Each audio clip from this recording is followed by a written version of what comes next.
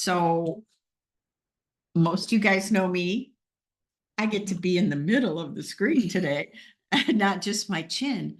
And you might actually get to have a conversation with me is Tony Bertoia. He is highly experienced buyer's agent on the DMA team. Had a very full career before he came to us. So when he's always a little more prepared than most of our team, just his style, and everybody has their own style, which is really important. So we're going to run through what he does in his buyer consult, not necessarily as a role play, but we're going to walk through the steps of how he does it.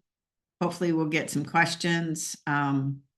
I know I always have questions for Tony, but we talk like this on a regular basis about our business.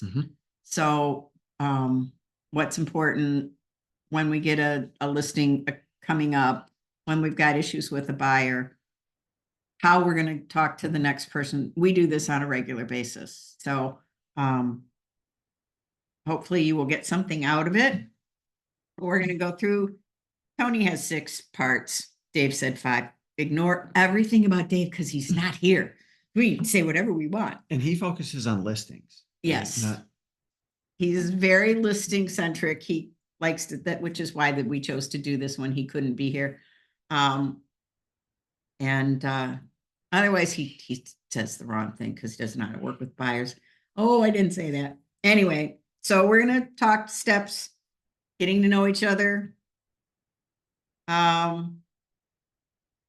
DMA, real broker, and who's Tony, what the transaction agreements are, home buying journey, market dynamics, which who knows right now, everything's everywhere, and how agents get paid, which is sort of the last step.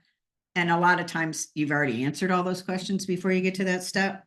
But, you know, what are our governing documents? What do we have to get signed?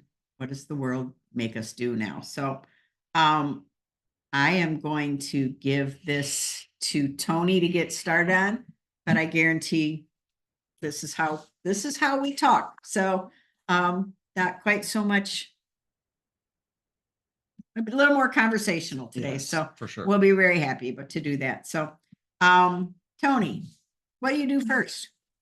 Well, first of all, I'd like to just say I do have a actual presentation, but I don't use it as a presentation per se. I use it as a guide to have a conversation with my potential buyer clients. Yeah. And it changes just about every time I do it because I think of something that or get a question about something that I may feel is important to just become part of the guide, the discussion guide, the conversation guide. And so it's an evolving conversation guide every time I do this. And so it's not set in stone. I add and take away from it sort of as I move through and talk to clients. So we didn't put it up to go through the presentation for us on the screen because that's not how he does it. We've taken pieces and parts of Tony's world, DMA world, and Sharon's presentation, which you can find, I'm sure, somewhere in Real Academy, or I'm not even sure the words for them anymore, but you can find it. I think it's Playbook. It's the list. It's buyer's agent playbook. That's true. And Sharon's brilliant, so take advantage of that. I'll flash some pictures up of it on the screen so you can see where it looks like something you recognize. But so in general, we're just sitting here having a conversation. So I guess next I'd like to just share what the purpose of doing this, I think anyway, is. And also it's probably important to know that you know, what I do may be completely different from what other people do, For sure. which isn't to say this is the one right way. It's just a way that I've found and evolved to be fairly successful. So first of all, the purpose of doing this, of actually sitting down with potential clients to talk through these things is important because it prepares them for what to expect. Right. Okay. And so first of all, purpose-wise, it is a two-way interview because you are interviewing them as clients, just like they are interviewing you as a potential realtor. And because all realtors aren't going to work for every buyer and all buyers aren't going to work for every realtor. I've actually had to fire a client at one point because we've discovered our personalities didn't really match up, our goals and expectations. So we mutually parted ways. But so this process is a good way for both buyer and realtor to interview each other to see if you're a good fit. Sure. Secondly, to go through the entire buying process and to sort of understand expectations from what they should expect from you and what, as a realtor, you should expect from your clients. And third, to really just give them a quick, as much time as you have, overview of the current market, specifically in the geographies that they may be interested in. They all seem to think that, whatever's on the news is what takes over, but that's not the case. Yes, because you were just saying before we got on, real estate is local and isn't necessarily what you hear on the news. Thank God. So, and really area by area, even in Southeast Michigan, it's very different. Sure. So anyway, going through that so they kind of know what to expect as they get into this buying process in terms of inventory and things like that and pricing and where things are going. So even people that have bought a house before don't know what they're up against anymore. Very true. Yes. If it's the last time they bought or sold a house was pre-COVID. Right. Pretty much. Yeah. It's very different. Yes. For sure. So those are, in my mind anyway, the purposes of sitting down with somebody for an hour or so and doing this. But so getting into how I start, I usually find a mutual place to meet, like a coffee shop. Sweetwater's downtown. Ann Arbor seems to be a very popular choice for people to want to meet with me. So I've been there 3 or 4 times, and so we just really start out by getting to know each other. I try to spend at least 10 minutes just, finding out who these people are and letting them find out who I am. You generally find some common ground. And yes, and that's especially because you're local. And that's finding common ground is really important in building rapport. Right. And trust. And the more you can find that common ground, and the easier the conversation gets, and the better chance you have of having a good relationship with these folks and getting them as clients. Yeah. So, but it's just a very casual conversation about, where they're from, where they grew up, and maybe a little bit about what their motivations are, and why they think they're ready to buy a house now, and what they do for a living, and kind of just stuff like that. And usually what I find in just asking some of those questions, and by the way, this is a good time to be completely other-centered. Right. Yeah, for sure. And just keep probing, asking questions about them and who they are. And inevitably it'll come around a little bit to who you are, but people like to talk about themselves. And so the more questions you ask, the more information you get, the better chance you have of finding common ground, like you said, to start building that rapport and relationship. Like Dave says, nobody cares about you until they know you care about them. That's correct. That's correct. Yep. So that usually takes 10 or 15 minutes, hopefully, if they're interested and you're asking the right questions. So that is step one. Unless you Um, get off on Michigan football and then you could talk for hours now. and you know that, yes. Or if you find that, you have common interests in Right. your personal lives, and you can start talking about things like, recreational opportunities in the Ann Arbor area for Mhm. half an hour. For sure. But so once that part of the conversation is done and we get into the guide a little bit, the first thing I do is in an attempt to help people understand that it's not just me that they're working with or would be working with, that there's more to it than just me. I spend a little time talking to people about who Real Broker is, if they've even heard of Real Broker or any other brokerages for that matter. Typically, people haven't heard of Real. But then again, these days, if you're under 30 years old, you don't know who Keller Williams is or any of the others. So they really don't know those things. So we spend a little time talking about Real, their Real's history a little bit, who they are, how big they are, and the kind of benefits and support they offer to us as a team and as individual realtors. Then I get into it a little bit more about the DMA real estate team, how long DMA has been around, the players involved. Great Yeah. hair. The players involved. And, I talk about our support team, that there's individuals behind the scenes that support us with contracts um, lots of different things on the listing side. But really talk a lot about the whole team aspect and how it's more than just me that they're working with. It's mostly me they see.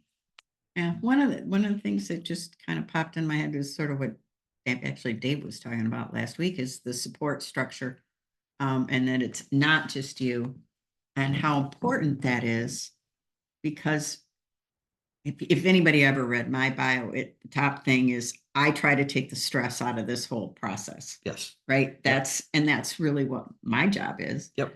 And so if you've got three of me behind the scenes, which you do, luckily, we're shooting for a really stress-free process.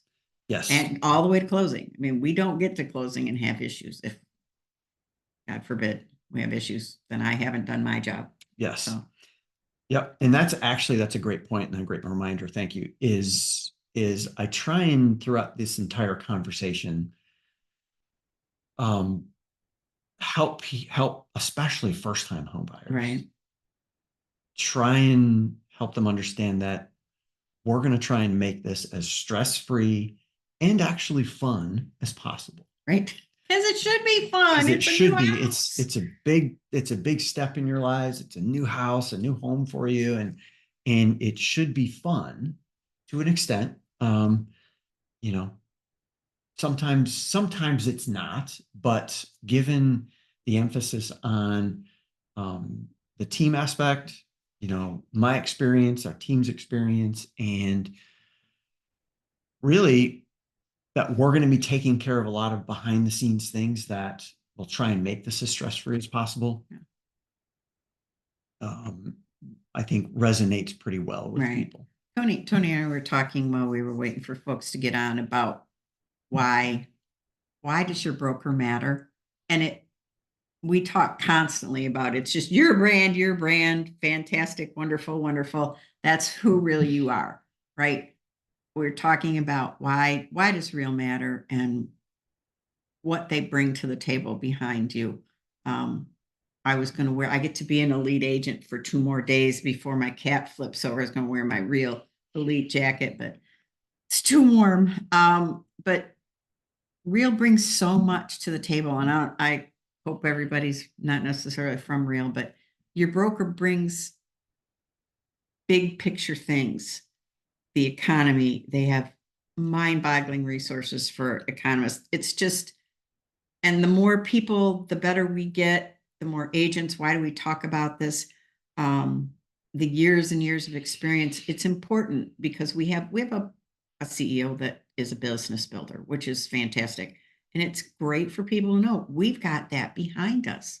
we're not out here just, listening to, I was gonna say CNN, didn't mean to give them a plug, or even searching on the internet, what's happening with the Right. economy. We have so much information available to us. It's amazing. So that's Yep. my real plug. Yep.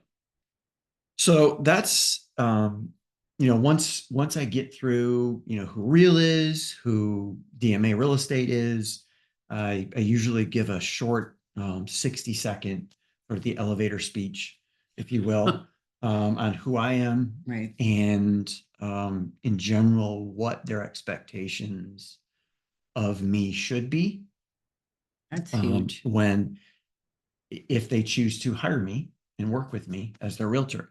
Um, and we'll get into some of those things a little bit more here in a Mhm. second, but um, it's important again to set expectations. For sure. And I also spend a little time at this point talking to them about my expectations of them, right? And what Yep. that should be. And usually that generates some conversation. And again, this is all guide kind of stuff that Mhm. that to generate conversation, because that's the whole goal of this, isn't to sit there in front of one or two people or three people and give a presentation and then close your laptop and go home.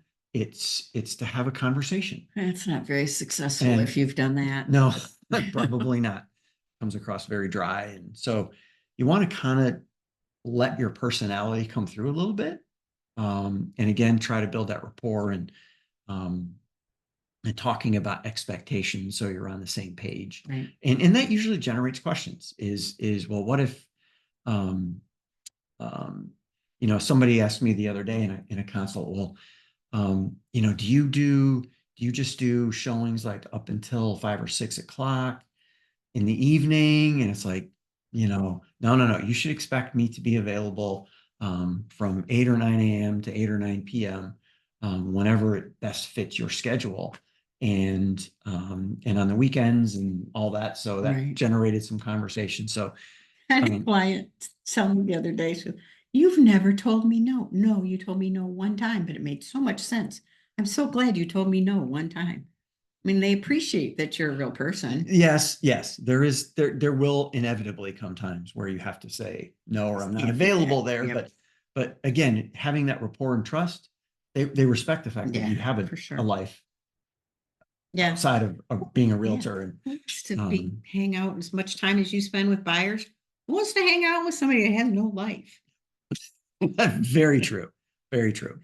Oh, So that's kind of part two, or the second thing I get into. After we've kind of established who Real is, who DMA Real Estate is, who I am, and the expectations thing.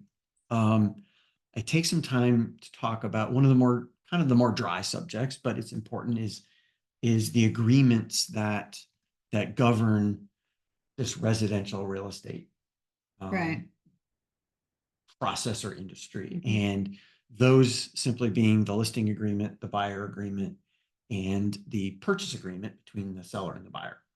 And I don't go deep into this because that would mean reviewing contracts and things Pages and and talking. pages. But yes, and so that would take way too much time. But just giving people a general sense for, there are seller agent agreements, there are buyer agent agreements that govern and guide our relationship, as well as the agreement between the buyer and the seller. Right. And again, that generally sparks a few questions and some conversation that, as I'll share in a few minutes here, is further down on the guide, but sometimes you end up hitting on topics that are further down when they ask questions, right? For sure. So you answer them. Well, and half the time, I mean, unless they're a first time home buyer, a lot of times they're already to that purchase agreement before you get to that point. They Yeah. already want to know. Yes. So, or sorry to say, they think they know more than you. And they Sometimes, want to yeah. tell you what's going to happen. Yes.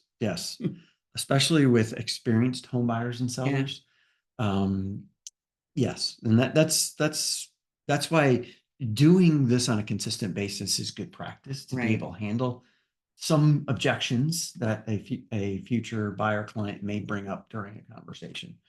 Um, but um, but anyway, so we talk about those agreements, how they guide the process and our interactions um, and again, maybe generates a few questions or a little bit of Right. discussion, but that's one of the more dry topics. But Yeah. it's necessary. It's necessary for Oh my gosh, well, you know me, I'm the contract Contract, queen, yep. so Yep. I think it's the most important thing. Yes. So once we get past all that, I start talking about the home buying journey, which comes right from the Can buyer I agent steal your playbook. laptop a You minute? can, yes, Just sure. for a hoot. This is how fancy Tony's presentation is. He did click it once. You probably can't see it very well, but it's not fancy, and it's just to trigger questions and to remind him and walk through that. But that's straight out of Sharon's listing or buying playbook. Yes, Because it good. it is. And again, it's a great, and I know I keep saying this, but it's a great guide to have a conversation Right. about. That's all we're doing. And it is. And Conversion happens in conversation, Tony. there you go. See, how about that? little connection. So in the journey, for those of you that may not have seen that, that journey has 4 parts, a strategy part, a search part, a contract part, and a closing part. And then there are 12 steps intermingled among all of those. So we do spend time touching on each one of those a little bit. Some generate more conversations than others because they're, quite frankly, a little bit more interesting than others. But the strategy session, we talk about, we'll get into what their must-haves are, what their non-negotiables, I guess, Right. what their nice to haves, what their timing is, and ultimately we settle on a strategy, and a strategy including financing, price range, preferred locations, Timelines. preferred house, and all that. So by this point, have you done a disclosure regarding real estate relationship? Have I done one? Mhm. Not yet. It's further down. Okay.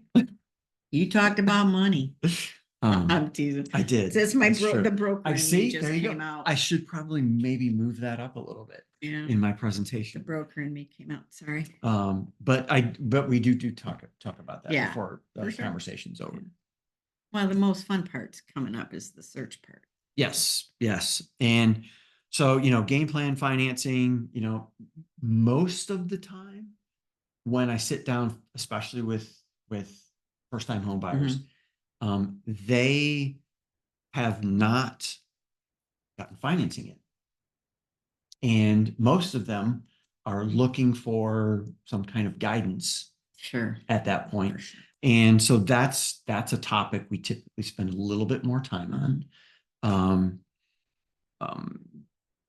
That they, things like they really should go out and at least talk to 2 or 3 different lenders and just to get an idea and to have some people to compare.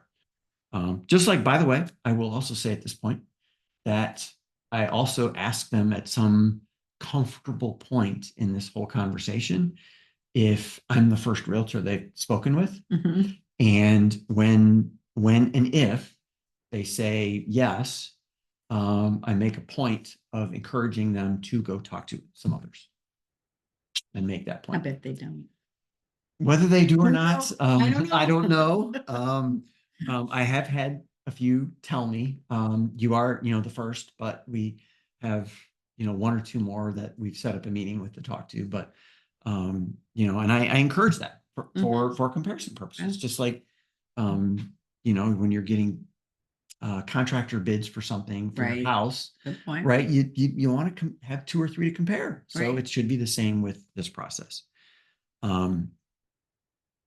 So anyway, the search process, starting the search, how they search, what their favorite third-party platform is, and That's a good one. trying to make talking about and seeing homes when we're not together as comfortable for them as possible. So if they're, if they're all about Zillow or all about realtor.com or whoever it is or wherever it is they like to go look at homes, I try and tailor my electronic conversation with them to where they're most comfortable. So I think I probably do that. I just never realized that why I was doing it. it's I just do it. if especially if somebody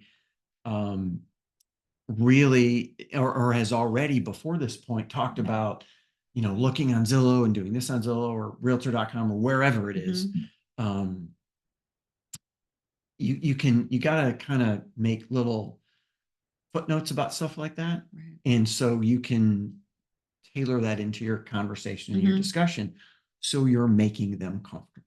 Right. It's all That's about a that. really good point. Yeah. It never crossed my mind. I like it. And then of course, touring homes and how that works and depending on how the conversation goes at that point, is when I sort of announce that there is a buyer.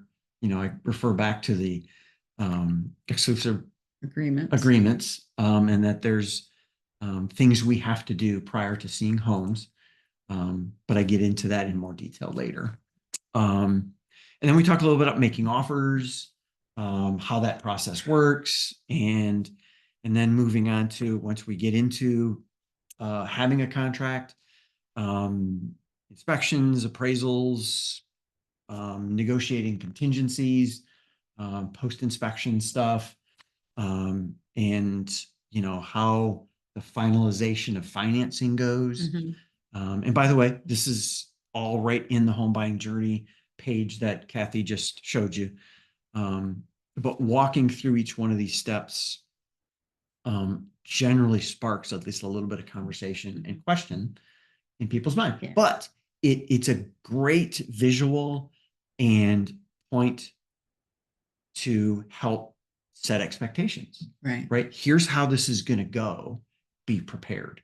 That's kind of the whole goal of this page. And quite frankly, this is probably the page that we spend the most time on talking about. Well, I think like the contract and the closing part, nobody talks about that.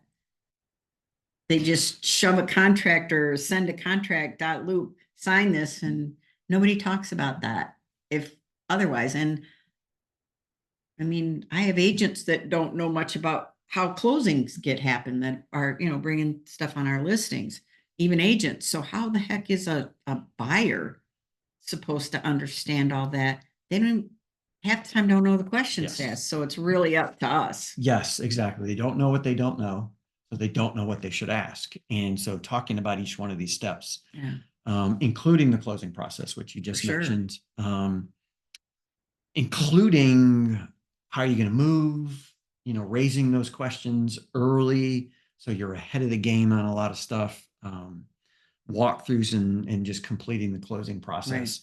And more frequently these days, what occupancy might mean afterwards and how that may affect you. And again, just getting some high level stuff out there so they have a good idea of what the process is going to look like, the journey is going to look like. And I'm so glad everything's gone electronic because my last 3 closings, these kids didn't have a checkbook. So it's been really an adventure because they just have no concept that money just doesn't magically get switched. You can't Venmo. You can't Venmo the title company. I had that conversation with someone. Why can't I just Venmo the title company? Well, it doesn't, doesn't kind of work that way, but there are ways, but that's the world. Yep. So let's make my world fit into your world kind of thing. Yes. Yes. So, and again, it's all about trying to make them comfortable, Mhm. having these conversations, making them comfortable with the process, and trying to make an impression, as you mentioned earlier, about um, how you're going to care for them Yeah. during this This process. makes you, in my mind, if I at this point, I can trust you, which is such a big deal because I mean, these kids trusted me with more money than I had at their age. So it's Yes. just if you if this just is building trust all the way around. And it's when you really step back and think about, people are going to choose someone to work with, probably not because they truly trust them yet, Right. but because they feel they can and they Right. will eventually. Mhm. And so, At least you brought it up. So I think you might have a clue what you're talking about. yeah, yep, yep. So, so we go through each of those steps and talk about some points. And again, I'll reiterate, this is usually the part of the discussion that takes the most time, Mhm. because it's kind of, It's really important. it is. Yeah, it is. And again, so it's in, if it's appropriate, I point out, these kind of visuals, I don't put this together. This is what our brokerage helps us put together Mhm. to be able to communicate things with our folks better. So every chance I get, I try to tie um, things into our team Right. in Real Broker. Again, to just reemphasize the importance of, it's not just me. And Which I know I know what my job is in this place, but it's like if if agents only knew what how good their support structure was, um, and our team and stuff, they would lean a little bit better. I know there's just people out there that are single agents, and that's great, but make sure you're dealing with your broker if you need help.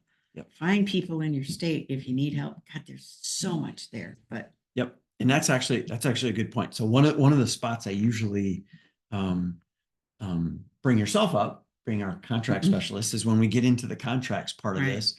I mentioned that we have a contract specialist in our office that looks over everything we do before we submit it, to make sure all the I's are dotted and T's are crossed, and even some of the T's dotted and I's crossed. Mhm. Um, but Well, you gotta do that because man, that's all about protecting your client. for protecting your client. Yep. And again, that, to me at least, makes trying to make those points helps a potential new client, buyer client, feel again like you're protecting them, Right. and that you are acting as their fiduciary, um, and you have their best interests in mind every step of the way. For sure. So that's the step 4. So we've got intros. I talk about Real Broker, DMA, sort of in that whole introductory part. The transaction agreements. Right. We talk about the home journey, the home buying journey, and at that point, um, I start.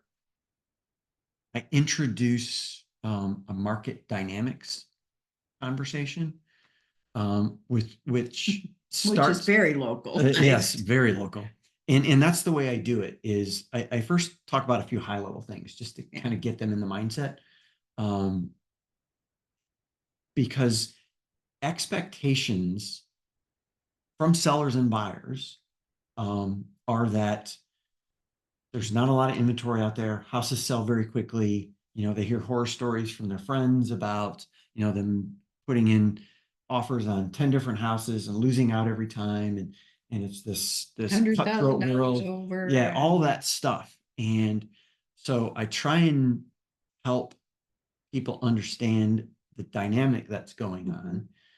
And, by talking about, seller markets, buyer markets, balanced markets, and just giving them a sense for where the inventory is right now.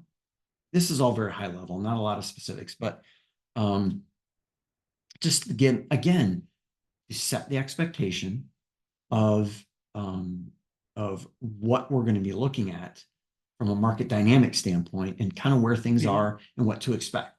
So they either can validate some of the thoughts and stories they've heard from their friends, or they can get some different insights as to why it might be a little different for them, even 6 months later. Right. So, well, market of the moment. yes, yep. So talk a little bit about that, and we talk a little bit about pricing. That there's really three different. We'll start to analyze prices of homes we go see, and that there are really three different types of pricing strategies: aspirational, market value, and event pricing. And why different sellers may choose different strategies, and and when we identify which strategy we think they're using based on looking at comps, we can take appropriate action or make a better strategy in our offer. Right. Which is such a huge piece of the puzzle here, is making an offer compelling one offers. compelling Yep. without being ridiculous. I mean, Yes. there is that eventually you get to that point, and I guarantee there's people out there that bought houses during COVID that now are thinking that their offers were ridiculous. Yes, and so this is also a point where we actually end up, without actually identifying it, as talking about appraisals. We talk a little bit about home value, and this is usually where I bring up the fact that my goal, especially for first-time home buyers, is to get them a home at a fair price. And by fair price, I personally mean at or below appraised value. And so then I go into a little bit about, what that means, and well, why would I get a home at above appraised value? And that's when I refer back to their horror stories. And so what we ideally want to accomplish is getting a home at or below appraised value, so they have some instant equity and they can feel good moving forward, that they got a home at a fair price. So this brings up something, and it may not be pertinent at all. When Tony first started, which wasn't all that long ago, did a lot of first-time home buyers. And it was a little bit of training with you, because, and I do this when I look at people's house, and I said, well, I wouldn't let my daughter do that. And you were kind of like, no, I can't let them overpay. And you have to come up with the balance in, can't let them overpay, and yet I still want to meet their goals. Yes. And that was an interesting Yes. process in your own head to Yes. work through. Yes. Yep. Because you're human. Everybody's got their own biases they bring in. So Yep. And that's actually a good point, because we also talk about, is that, if that's going to be possible or not in the current market, right? Is it going to be possible to get a house at a fair price that meets their must-haves and some of their would like to haves in their house? And if it's not, what are they going to be willing to do, again, so we set the right expectations.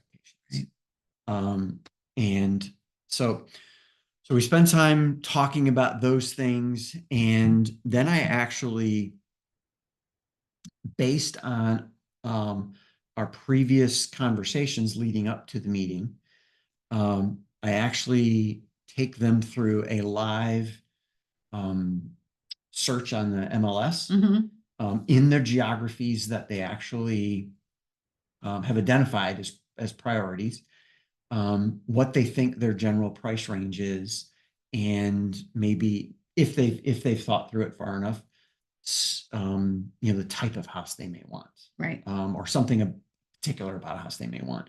So I actually pull up a live search in the MLS with some of those search criteria, and we take a look at it, and we just live talk about, what's available, and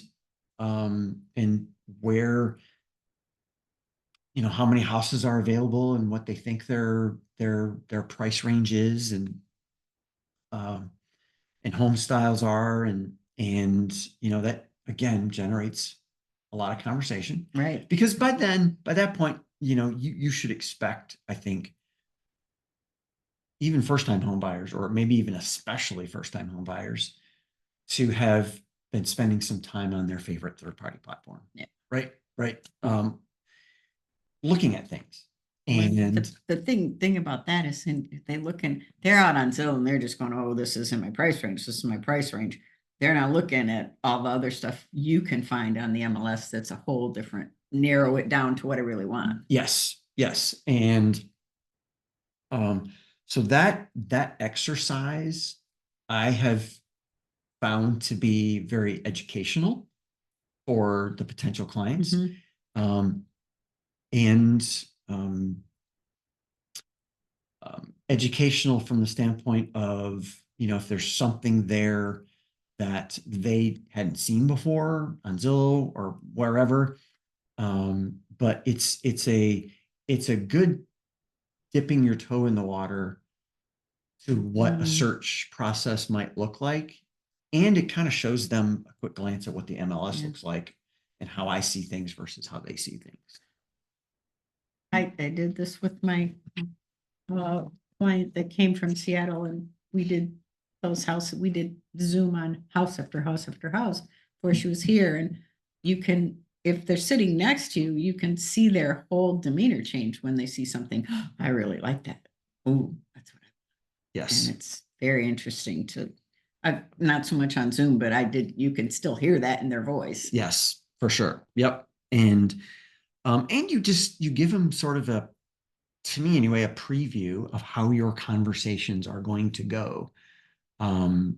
If you're working together, right, about houses and how you set up tours, and how we're going to narrow things down. And, in the most recent one I did, they had a pretty broad geographical preference from Whitmore Lake, Pinckney, Brighton, on over to Northville, Plymouth, right. South Line. So it was pretty big. And, in their price range, it was initially 82 houses, which these days, it's That's like, insane. wow, that's a ton of houses to go see. But that's just price range and geography. So let's start talking about what style of house you like. Do you like old or new? Is new construction a possibility? Okay, let's take that out. And pretty soon your Bedrooms, bathrooms, you're half of that. Yeah. Right. So now you're down to 40. And, again, this is the part where setting more expectations, not to scare people, but to be realistic about how long this might take.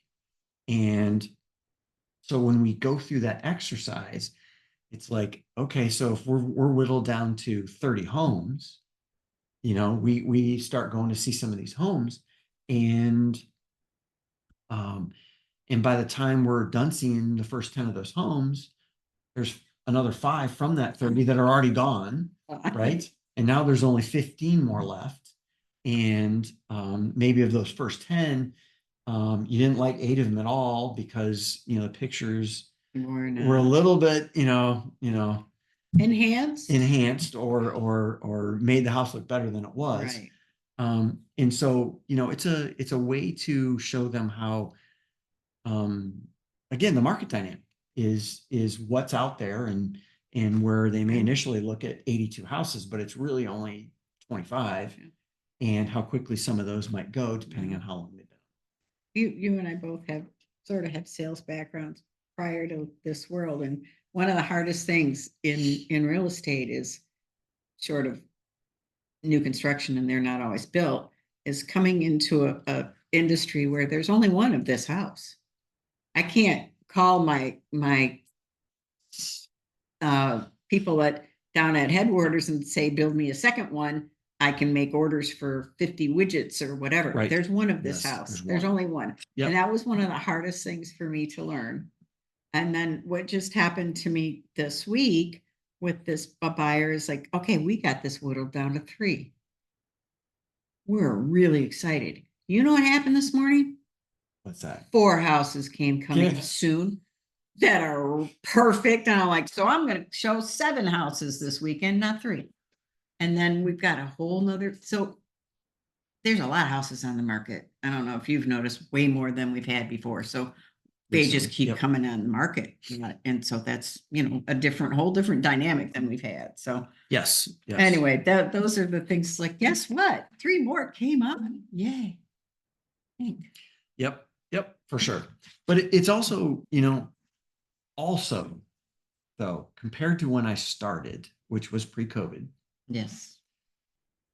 Zillomania. Zillomania and even though inventory more recently has been building, Mhm. it's still low.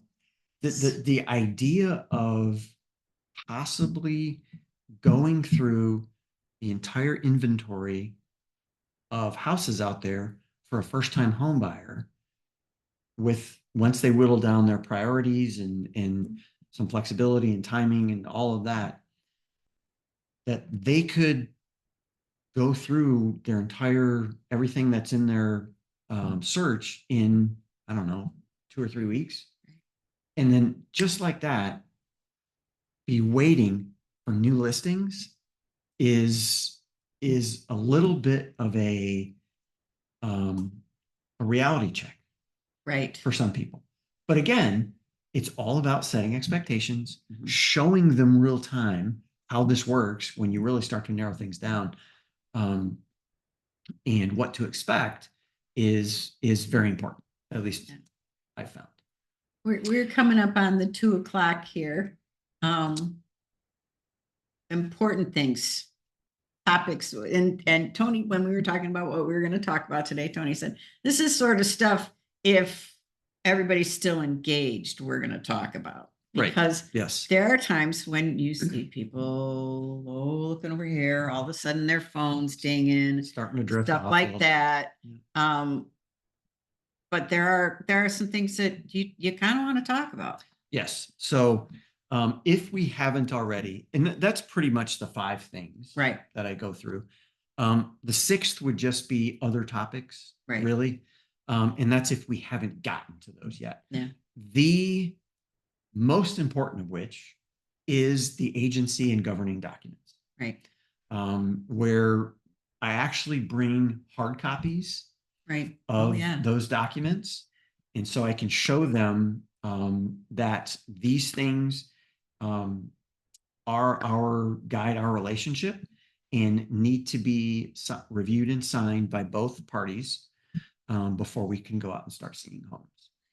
So, and really talking nitty gritty about financials and stuff like that, and those things, and touring agreements versus EBAs. Yes. And Yes. all that kind of stuff. Yep. Yep. And then question for you, because we have this argument in our team meetings quite often. Are you showing a house to somebody without a pre-approval? Generally, no. No. Mostly because you're not the person that gets the phone call, jumps in your car, goes and runs around. You've already talked these people through most of this. You're not the I'm going now, hurry, real-time touring, go. But generally speaking, no, I don't.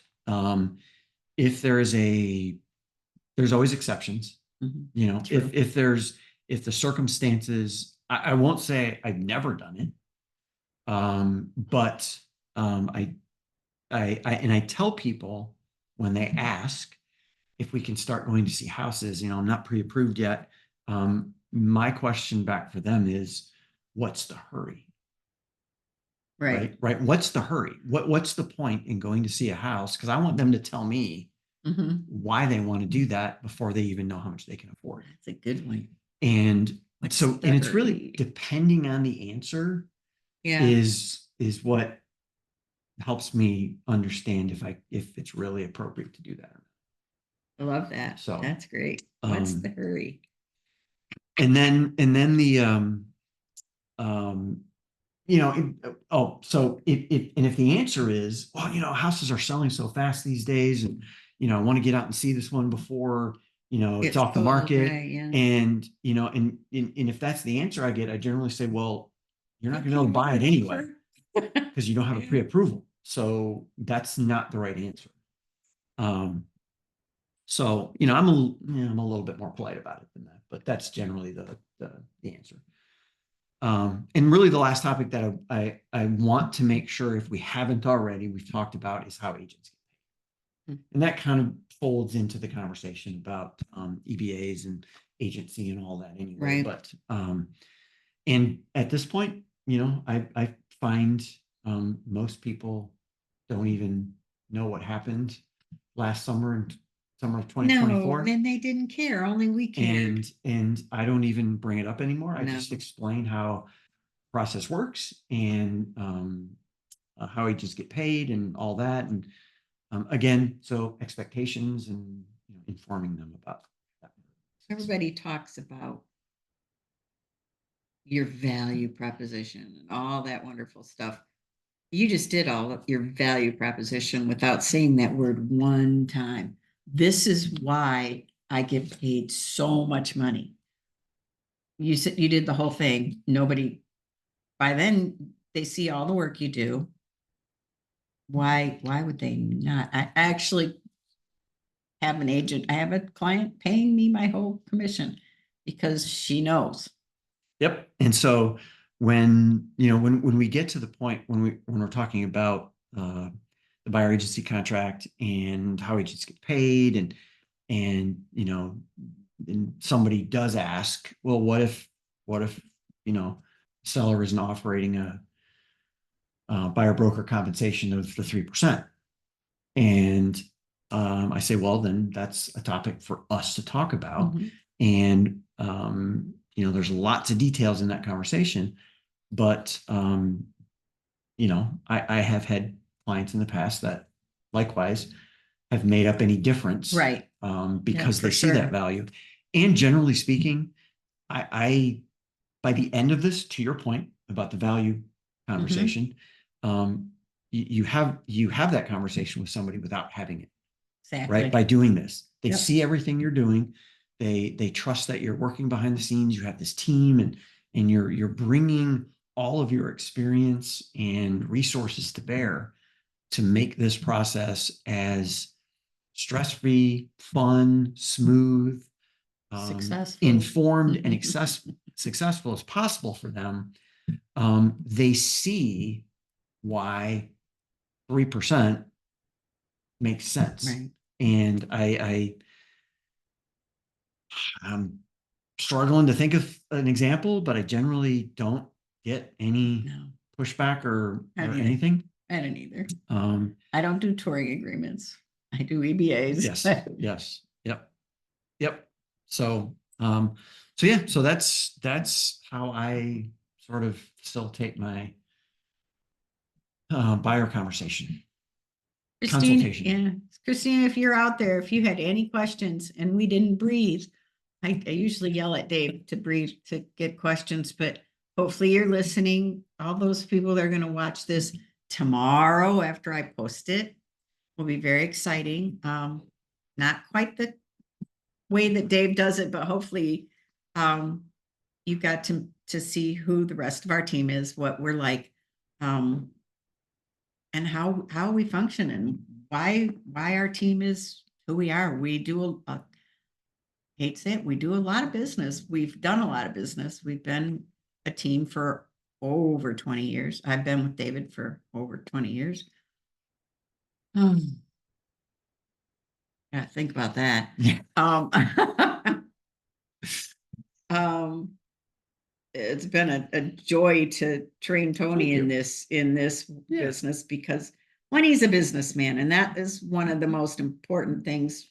If you've listened to Dave and I talk about anything about being an agent, is to make sure you're treating your time, the time you spend in this industry, as a business. So it's a big deal. We treat our team as a business, even though we're kind of goofy about it sometimes, but it's who our team is. And the goofiness is the fun part. It is. We aren't the kind of people that say you will do 100 calls and stuff. And we're finally just kind of owning it. Yep. More than we ever have before. But it's those people that work for us either need that don't need that and they stay, or if they need it, they don't. So we've had a lot of long-term buyer's agents, which is fantastic. So if anybody has questions, let me know. Otherwise, we're gonna wrap it up.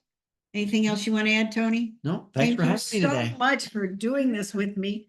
It's a That's fun. whole different volume level than normal. So I appreciate you being here, Christina, through the whole thing. Thank you so much. And we'll set y'all free. Thanks.